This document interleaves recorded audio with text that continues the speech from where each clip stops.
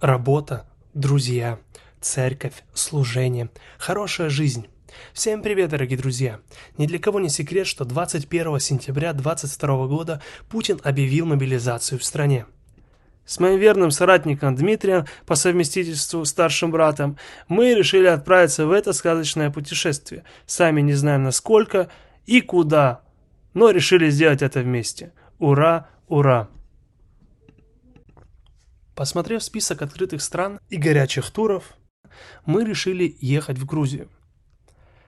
И нас сразу же ждало, конечно, удивление, потому что из Санкт-Петербурга до Владикавказа, а именно через Владикавказ мы хотели попасть в Грузию, цены на самолеты были очень дорогие.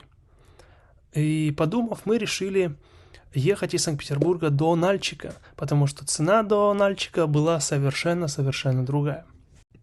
Итак, мы прибыли в Нальчик, и наша задача теперь попасть в Владикавказ.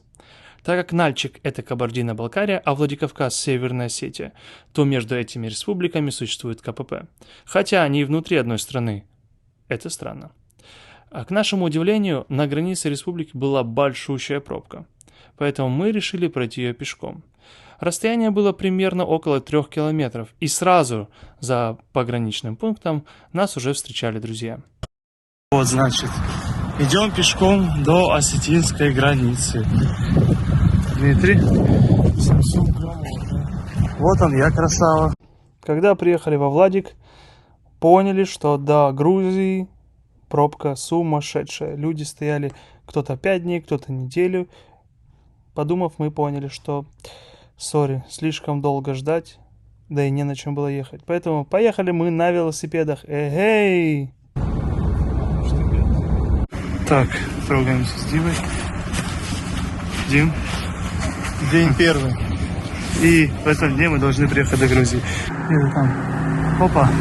Короче, 15 километров осталось. Так, остановились. В 10 километрах от русской границы. Топили как могли. Приостановились, здесь какой-то продуктовый магазин. Дима зашел посмотреть воды. Хотя мы с собой везем, но на всякий. Так, остановились покушать. Хочется есть. Нам еще ехать километров, наверное, 8-9 до русской границы. Хотим есть. Проехали тоже много. И дороги такие подъемные были. Да.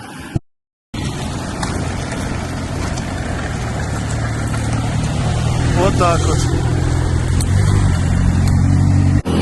Вот так стоим. Небо, надеюсь, вам видно, эти звезды. Небо вышка прям, конечно. Осталось 5,5 километров до русской границы. Я устал прям, конечно. У меня сильно сейчас и топим, и сил много. Аминь. Вот такие у нас классные подушки. Дмитрий.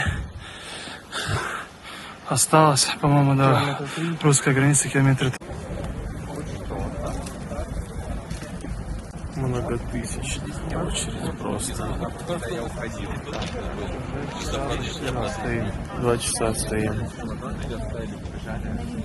Наконец, подъезжая к российскому КПП, мы попали в огромную очередь, в которой простояли 7 часов. Было жутко холодно и хотелось чего-то горячего. Снимали мы вообще немного, потому что было совсем не до этого. Думали о переходе и вообще экономили зарядку. Пройдя российскую границу и попав в нейтральную территорию, мы снова уперлись в большую очередь, но это уже было грузинское КПП. В этот раз мы простояли 11 часов, но на дикой жаре. Грузинская граница. Вот таким чудным образом мы добрались до этой чудесной страны, где сразу нас встретили хинкали, да и вкусная еда, красивые виды и, конечно же, природа. Спасибо, друзья, что смотрите. Это только начало нашего пути. Всем чао, макачино.